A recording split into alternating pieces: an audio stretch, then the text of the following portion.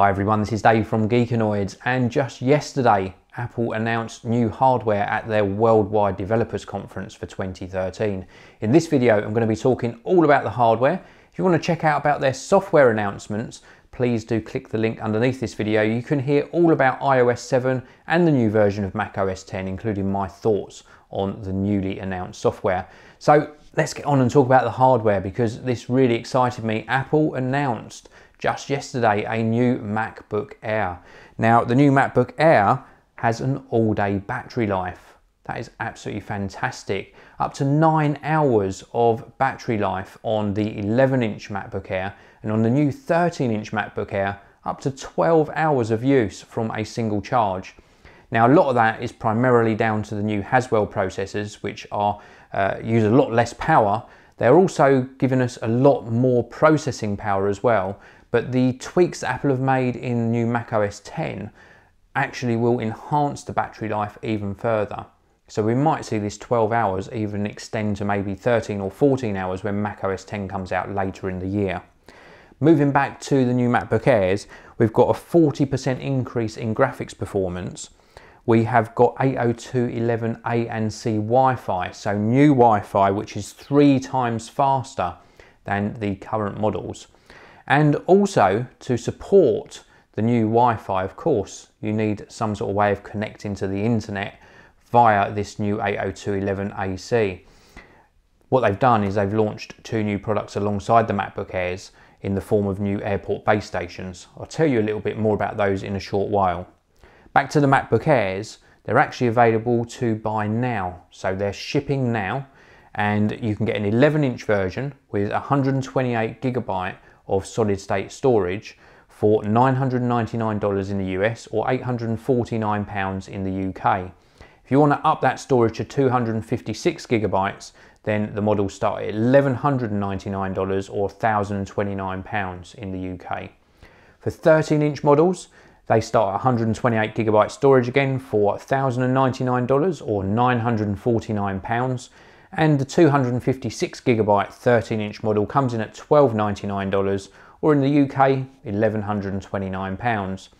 Now, this represents a price drop from the previous models, but we're getting the new Haswell processors, faster graphics support as well with the new integrated Intel HD 5000 graphics, new battery life figures as well, which are absolutely amazing. This extended battery life really does make this an all-day Ultrabook, and I'm just really looking forward to getting my hands on one.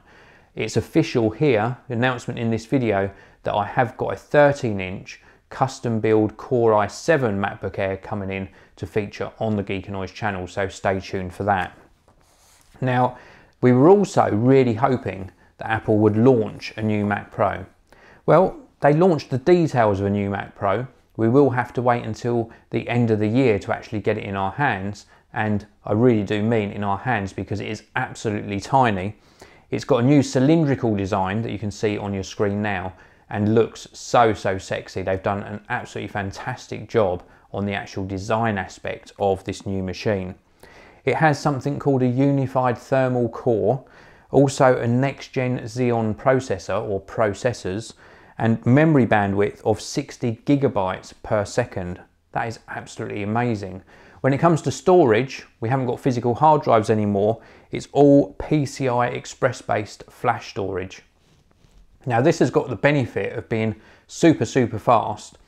The sort of negative aspect of it is much like with the MacBook Pros and MacBook Airs. You're going to have to decide what sort of configuration you want when you're ordering it, because it's going to be very difficult to add on internal storage after you've made your purchase. We've also got the new Thunderbolt 2 20GB per second dual AMD FirePro GPUs, which support up to 3 4K resolution displays. That is absolutely amazing graphics performance and brings it right up to date, or even exceeding what's available on other platforms. And wow, this thing is tiny. It is absolutely tiny. I'm going to show you a picture on the screen now of it up against the existing Mac Pro, and it's actually 1/8 of the volume of the existing Mac Pro.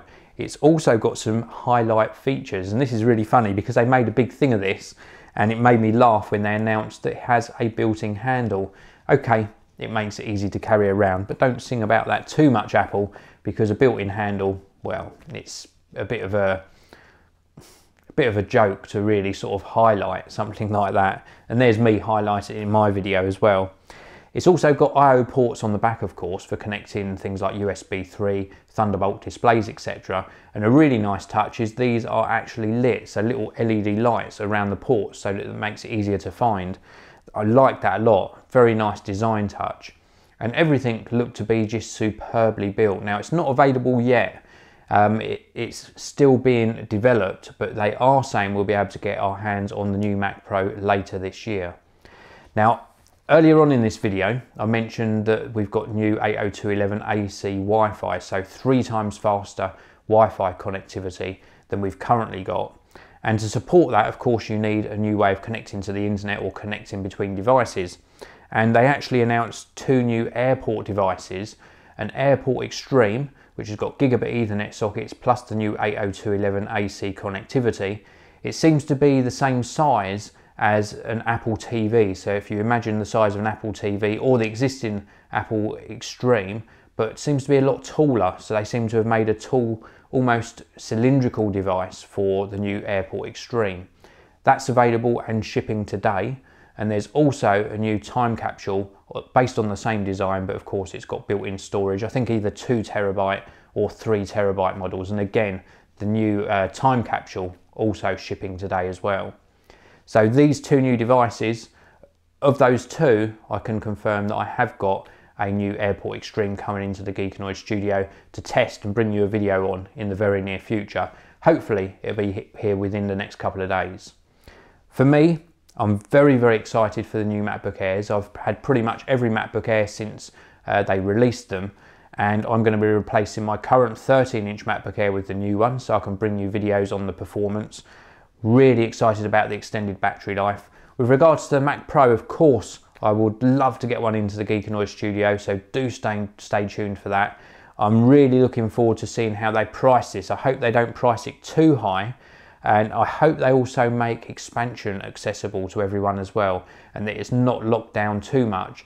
It would be a big shame if once you bought the Mac Pro, the only way you could expand it was either taking it into an authorised repair centre or adding on external expansion, which would sort of spoil the aesthetics of the awesome design that they've developed. This new Mac Pro is going to fly as well. It's going to be such a good performer. So just stay tuned. I'll bring you a lot more coverage on the new Mac Pro. I'm very excited about these new hardware announcements. Let me know what you think about them. Leave me some comments below, and I'll see you all in the next video.